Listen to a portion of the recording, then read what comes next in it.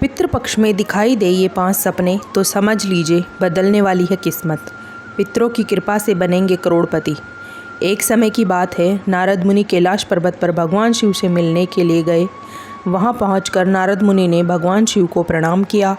भगवान शिव ने बड़े प्रेम से नारद मुनि का आदर सत्कार किया और पूछा, नारद मुनि तुम्हारा कैलाश पर्वत पर आने का क्या प्रयोजन है?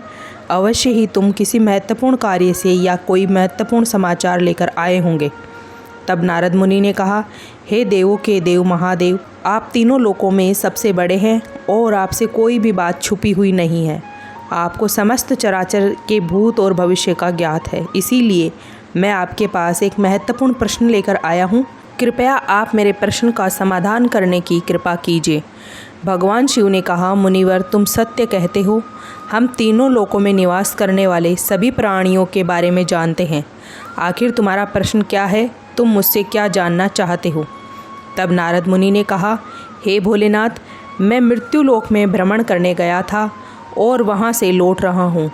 वहाँ मैंने भूत प्रेत और पिशाच आदि कई विचित्र चीज़ें देखी जो वन में निवास करती है। इसके साथ ही मैंने देखा कि सभी दुष्ट शक्तियाँ मनुष्यों को परेशान करती रहती हैं और उन्हें हमेशा दुख देती है। इसका क्या कारण है और यह सभी बुरी शक्तियाँ मनुष्यों को क्यों परेशान करती रहती है? इसके अलावा मेरे मन में एक और प्रश्न उठ रहा है कि मनुष्य कई बार सपने में अपने पूर्वजों को देखता है। इसका क्या अर्थ है?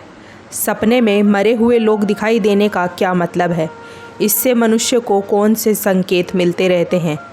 हे भोलेनाथ, मैं समस्त मनुष्य जाति के कल्याण के लिए एक प्रश्न के उत्तर जानने के लिए ही आपके पास आया हूँ। नारद मुनि के प्रश्न सुनकर भगवान शिव ने कहा, हे मुनिवर, तुमने समस्त मानव जाति के कल्याण के लिए एक उचित प्रश्न किया है। मैं तुम्हें इनके उत्तर अवश्य दूंगा, परंतु उससे पहले मैं तुम्हें एक पवित्र कथा सुनाना चाहता हूँ। इस कथा में तुम्हें तुम्हारे इन प्रश्नों के उत्तर मिल जाएंगे। तुम इस कथा को बड़े ही ध्यान से सुनना और जो भी प्राणी इस पवित्र कथा को ध्यान लगाकर सुनेगा उसके घर में खुशहाली बनी रहेगी और उन्नति के नए नए द्वार खुलते जाएंगे। तब नारद मुनि ने कहा, हे भोलेनाथ, आप मुझे वह पवित्र कथा सुनाइए, मैं उसे बड़े ध्यान से सुनूंगा। फिर भगवान शिव ने नारद मुनि को यह पवित्र कथा सुनाई। एक समय की बात है, मध्य देश में एक बड़ी ही सुंदर और रमणीय नगरी थी।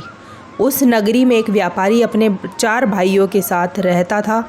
व्यापारी और उसके सभी भाई का विवाह हो चुका था और वे सभी मिलजुल कर बड़े प्रेम से रहते थे।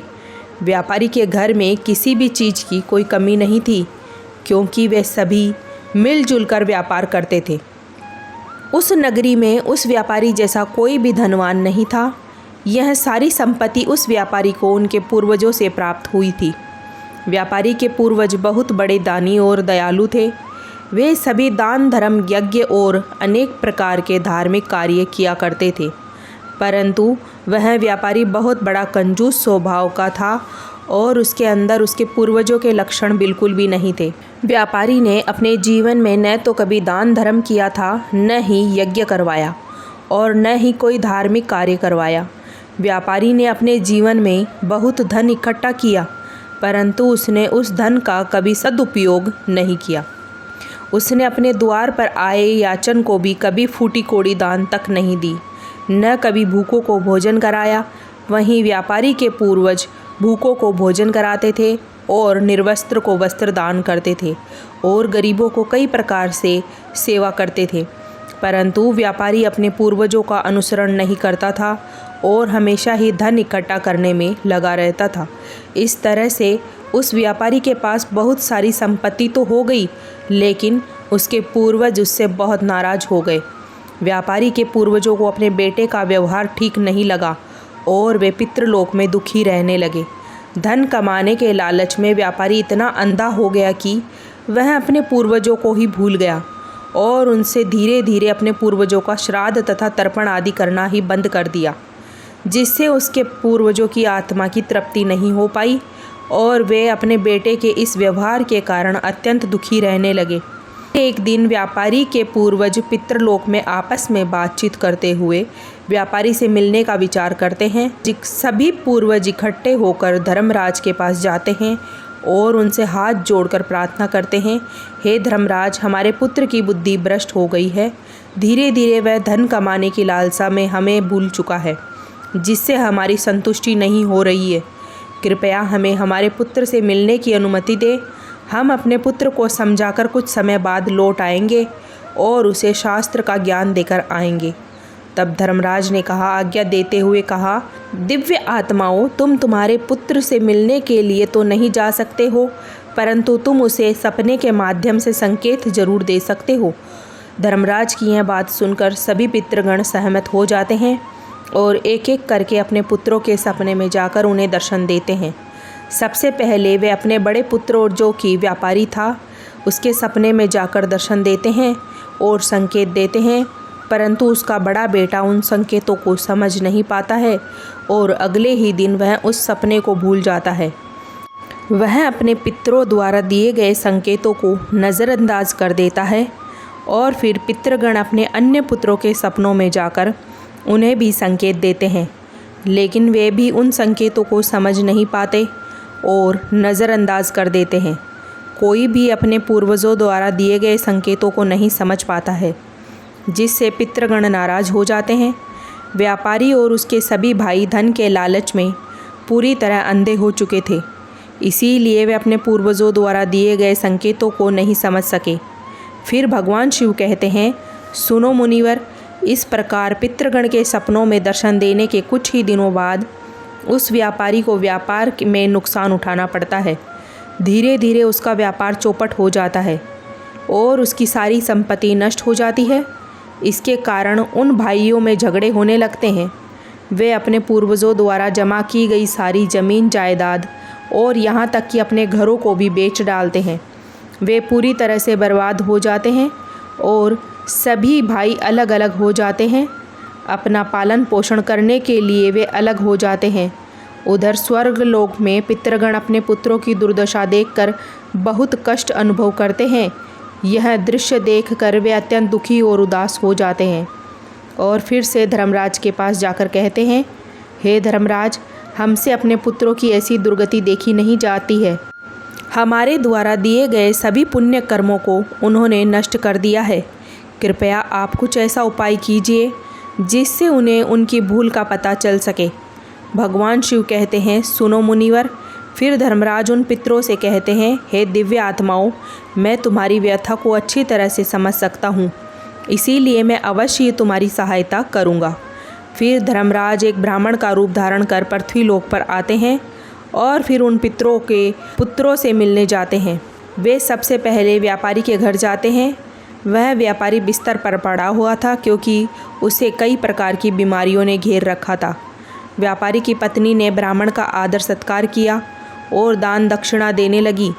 तब वह ब्राह्मण कहता है, बेटी, तुम्हारे घर में पितृदोष है, इसी कारण तुम्हारे पति की यह दशा हुई है। तुम्हारे पति के कर्मों के कारण तुम्हारे पूर्वज नाराज हो गए हैं। ब्राह्मण की बात सुनकर व्यापारी ने पूछा, हे ब्राह्मण देवता, मैंने ऐसा कौन सा पाप किया है जो मेरा सब कुछ बर्बाद हो गया है और मेरे भाई भी मुझे छोड़कर चले गए हैं और मुझे अनेक बीमारियों ने घेर लिया है। तब ब्राह्मण ने कहा, तुमने अपने पूर्वजों को नाराज़ किया है। तुम्हारे पूर्वजों ने जो संपत्ति और पुण्य अर्जित किया था, उससे तुम और तुम्हारे भाइयों ने मिलकर नष्ट कर दिया है, जिस कारण तुम्हारी और तुम्हारे भाइयों की यह दुर्दशा हुई है। तुम्हारे पूर्वजों ने तुम्हें और तुम्हारे भाइयों को सपनों में आकर कई महत्वपूर्ण संकेत दिए थे, परंतु तुमने उन संकेतों को नज़रअंदाज कर दिया और अपने पूर्वजों का अपमान किया है। यही कारण है कि तुम्हारा सारा धन और वैभव नष्ट हो चुका है। इस प्रकार ब्राह्मण द्वारा बताए जाने पर व्यापारी को सब कुछ याद आ जाता है और उसे याद आता है कि सपने में उसके पूर्वजों ने उसे दर्शन भी दिए थे। व्यापारी ब्राह्मण से कहता है, हे ब्राह्मण देवता, आप सत्य कह रहे हैं। हमारे पूर्वजों ने हमें सपने में दर्शन अवश्य दिए थे, किंतु हम उनके संकेतों को समझ नहीं पाए। कृपया मुझे बताइए कि सपने में पूर्वज को देखने का क्या संकेत मिलते हैं। भगवान शिव कहते हैं, सुनो मुनिवर। फिर ब्राह्मण देवता ने कहा, हे पुत्र, ध्यान से सुनो। मैं तुम्हें सपने में पूर्वजों के दर्शन होने पर मिलने वाले संकेतों के बारे में बताता हूँ। धर्मराज कहते हैं, यदि पितरों का उद्धार नहीं होता है तो वे प्रेत योनि में ही मृत्यु लोक में भटकते हुए रहते हैं और भूख प्यास से व्याकुल होकर अपने परिवारजनों के घर में प्रवेश करते हैं। यदि सपने में हाथी, घोड़ा, बैल अथवा मनुष्य का विकृत रूप दिखाई दे तो समझ लेना चाहिए कि पितृगण अपने पुत्रों के व्यवहार से अत्यंत दुखी है। जो मनुष्य पशु पक्षी अन्न का दान नहीं करता है उसके पितृ अत्यंत दुखी होते हैं और पशुओं का रूप धारण करके सपनों में दर्शन देते हैं। यदि मनुष्य को कोई ऐसा सपना आता है जिसमें कोई पशु अथवा जानवर मनुष्य की वाणी में बोलता हुआ दिखाई दे, जैसे कुत्ता, बिल्ली, भैंस आदि मनुष्य की इस तरह बातें करते हुए दिखाई दे, तो इसका अर्थ यह होता है कि मनुष्य के पितृ उससे अत्यंत रुष्ट है। ऐसे मनुष्य को भविष्य में भयंकर अपमान का सामना करना पड़ सकता है। ऐसे मनुष्य के जीवन में दुख और कलेश होता है। उसके भाई बंधु पशुओं की भांति आपस में युद्ध करने लगते हैं। यदि धर्मराज कुछ मांगते हुए दिखाई देते हैं तो उस सपने को मनुष्य को कभी भी नज़रअंदाज नहीं करना चाहिए। इसका अर्थ यह होता है कि उसके पूर्वज असंतुष्ट है और उनकी पितृलोक में तृप्ति नहीं हो रही है। जिस मनुष्य को सपने में उसके मृत पूर्वज कुछ मांगते हुए दिखाई देते हैं उसका सारा अन्न भंडार धीरे धीरे समाप्त हो जाता है और वह दरिद्रता में पड़ जाता है तथा उसकी हालत एक भिखारी के समान हो जाती है। इसीलिए उस मनुष्य को तुरंत अन्न दान करना चाहिए जिससे उसके मृत पूर्वज संतुष्ट हो सकें।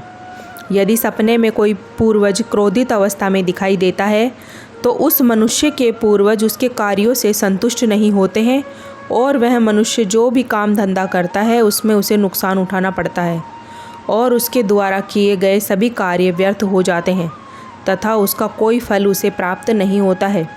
यदि सपने में पूर्वज दिखाई देते हैं और उसे अचानक से अदृश्य हो जाते हैं तो समझना चाहिए कि आने वाले समय में उस व्यक्ति पर कोई बड़ा संकट आने वाला है। यदि सपने में कोई व्यक्ति अपने मृत परिजनों को रोता हुआ देखता है तो उसके पूर्वज उसे संकेत दे रहे हैं कि भविष्य में उसे नुकसान उठाना पड़ेगा और उसका सारा धन वैभव नष्ट हो जाएगा। उसे भयंकर दरिद्रता का सामना करना पड़ेगा।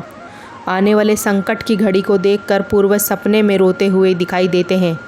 यदि सपने में पूर्वज गंजे और मैले वस्त्र पहने हुए दिखाई देते हैं तो यह निश्चित है कि उस व्यक्ति का सारा धन नष्ट हो जाएगा और वह धनहीन हो जाएगा।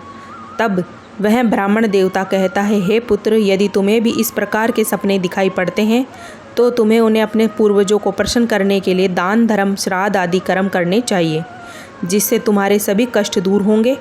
ब्राह्मण की बात सुनकर उस व्यापारी को अपनी गलती का एहसास हो जाता है और वह तुरंत ही अपने भाइयों के पास जाकर ब्राह्मण देवता द्वारा बताई गई बात बता देता है। फिर सभी भाइयों को समझ में आ जाता है कि उसके पूर्वज उन्हें सपने में आकर संकेत दे रहे थे। तब वे सभी भाई मिलकर नदी के तट पर जाते हैं और अपने पूर्वजों के लिए श्राद्ध, तर्पण, दान, दक्षिणा आदि का कार्य करते हैं और अपने पितरों को संतुष्ट करते हैं। फिर एक दिन उनके पूर्वज सपने में आकर उन्हें दर्शन देते हैं और उन्हें नाना प्रकार के संकेत देते हैं। भगवान शिव कहते हैं, हे मुनिवर, जब मनुष्य के पूर्वज संतुष्ट हो जाते हैं तब मनुष्य को अनेक प्रकार के संकेत प्राप्त होते हैं। यदि सपने में मृत परिजन अपने परिवार वाले के सिर पर हाथ फेरते हुए दिखाई देते हैं तो इसका अर्थ यह है कि उसके पूर्वज बहुत ही प्रसन्न है और यह संकेत दे रहे हैं कि उस व्यक्ति के जीवन में बहुत ही अच्छा समय आने वाला है। यदि पूर्वज मनुष्य की ओर हाथ बढ़ाते हुए दिखाई देते हैं तो पूर्वज यह संकेत दे रहे हैं कि मनुष्य जो भी काम कर रहा है उसे उस कार्य में सफलता अवश्य मिलेगी। यदि सपने में पूर्वज स्वस्थ दिखाई देते हैं तो उसके मुख पर तेज होता है और उनके वस्त्र चमकीले और सफ़ेद रंग के होते हैं तो यह समझना चाहिए कि उन पितरों को मुक्ति मिल चुकी है। अगर सपने में पूर्वज दूर आकाश में बादलों के बीच बैठे हुए दिखाई देते हैं तो यह शुभ संकेत है। मनुष्य के पूर्वज अत्यंत प्रसन्न हैं और उसे आशीर्वाद दे रहे हैं। इस प्रकार से उन सभी भाइयों को पूर्वजों के द्वारा शुभ संकेत प्राप्त होते हैं और उनका खोया हुआ सारा धन संपत्ति धीरे धीरे वापस मिल जाता है। सभी भाई मिलजुल कर एक साथ रहने लगते हैं और सुखपूर्वक अपना जीवन व्यतीत करते हैं। भगवान शिव कहते हैं, हे मुनिवर, जिस घर के पूर्वज खुश रहते हैं उस घर में सुख संपत्ति और खुशहाली होती है, और जिस घर के पूर्वज दुखी रहते हैं उस घर के मनुष्य कई समस्याओं से घिरे रहते हैं। जिसने भी इस कथा कहानी को ध्यानपूर्वक सुना है उनकी सारी मनोकामनाएं पूर्ण हो। हर हर महादेव। अगर वीडियो पसंद आई तो चैनल को सब्सक्राइब ज़रूर करें। धन्यवाद।